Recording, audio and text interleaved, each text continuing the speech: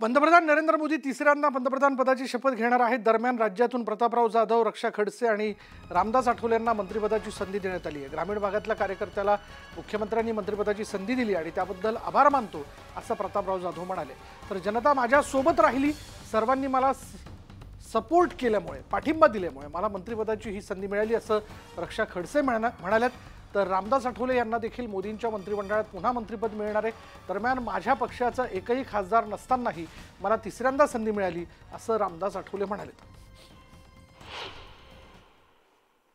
निश्चितच माननीय एकनाथराव शिंदे साहेबांनी या ठिकाणी मला संधी दिली।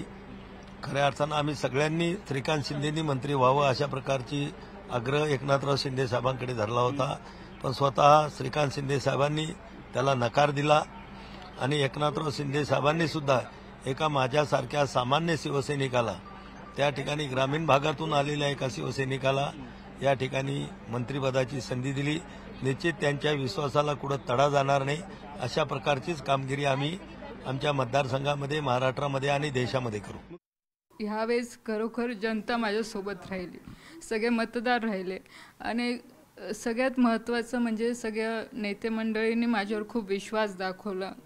बाबा असतील, त्यांनी पण खूप माझ्यासाठी मेहनत घेतली आणि ह्यावेळेस सगळ्यांनी खूप सपोर्ट केला, त्याच्यामुळे मला एवढं चांगलं यश मिळालं। आणि आज नक्कीच मोदीजी असतील, अमितजी असतील, देवेंद्रजी असतील, सगळ्यांचे खूप खूप मनापासून आभार मानते की त्यांनी एवढ्या कमी वयामध्ये एवढी मोठी आज संधी मला मिळालेली आहे। और मुझे भी मतलब रिपब्लिकन पार्टी ऑफ इंडिया की तरफ से मुझे भी न्योता था और मेरा भी नाम मंत्री परिषद में है। तो मेरे पार्टी का वैसा एक भी लोकसभा में मेंबर नहीं है, लेकिन मेरी पार्टी बाबा साहब अम्बेडकर की विचारधारा की पार्टी है। बाबा साहब के मतलब सपने को पूरा करने के लिए मैं मोदी सरकार में लगातार 8 साल से मैं उनके साथ रहा हूँ और अभी तीसरी बार मुझे उन्होंने मौका दे दिया है। ये हमारे समाज के लिए बहुत बड़ी गौरव की बात है।